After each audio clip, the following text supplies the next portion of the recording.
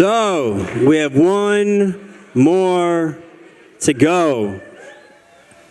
I don't want to say he's the most important man in the room, but he is the most important man in the room.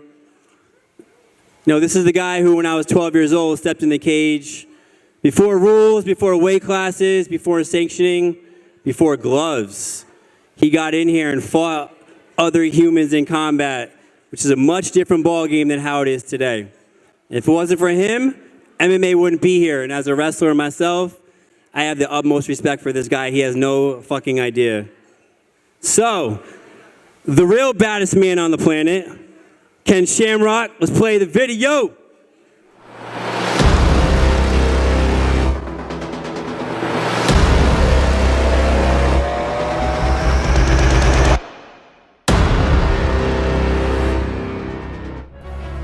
This TV station came in and they were highlighting the world's most dangerous food, animal, places, and person.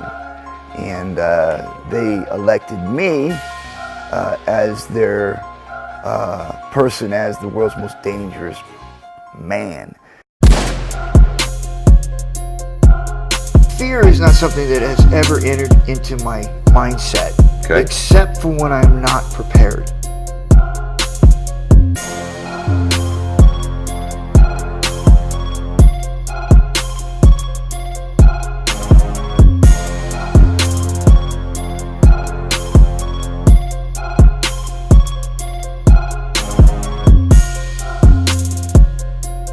Boom, right in their eyes. First thing, I'll lock onto them, because that's going to tell me who they are going into this fight, whether they're going to be game or not game. If they're not game, I'm coming after them. If they are game, then I stick to my strategy or whatever, however I train, and then I go after them.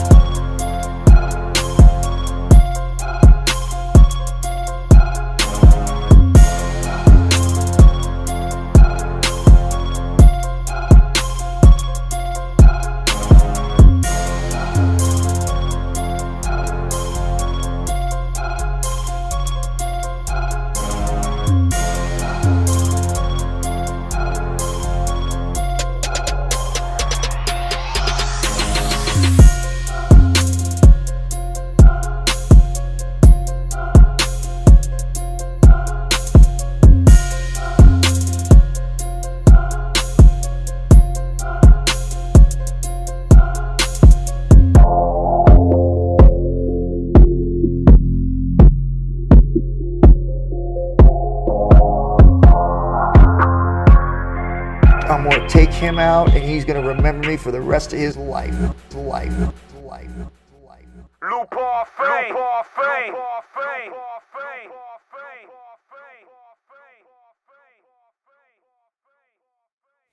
The man, the real man of the hour.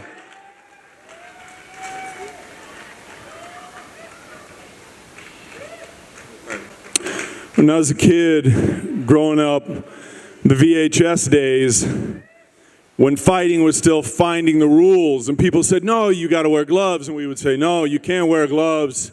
It's too dangerous to wear gloves. And people would say, no, you got to have this rule and that rule. And we'd watch the highlight reel of the most dangerous man in the world.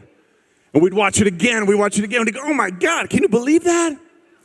And then about 25 years ago, I was promoting a fight in Hawaii called Super Bowl, and I was a teenager, and Ken came out with the whole Lion's Den. And these guys, the discipline and the focus and the relentlessness, and I think what ties in especially to tonight that Steve's promoting and bringing into the world of MMA is the camaraderie.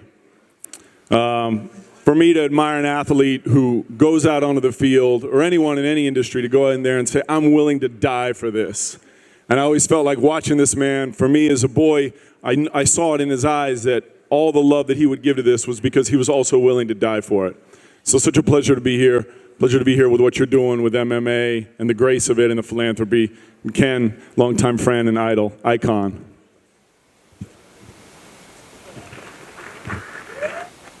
All right, without further ado, the man himself, the man of the hour, Ken Shamrock. All right. First of all, thank you. I appreciate it. Thank you all for coming out. Thanks to the fighters for coming out here and putting on some fights for us. But let's also remember that all the things that we celebrate and the people that we honor, none of it, absolutely none of it would be possible if it wasn't for the people that I call the silent assassins, or the people that never need someone to say, hey, great job, or pat them on the back, or handing them out medals, or any of that other stuff, and that's our military. The people that constantly go out and do their job every day without complaining, without receiving any awards from any public, any honors. You just go out and do it.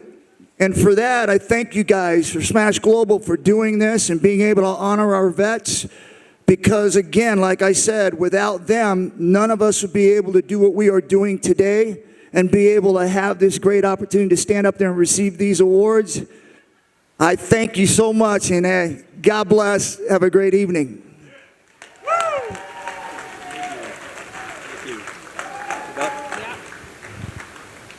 And again, this isn't a UFC belt, but this is as good as it's going to get.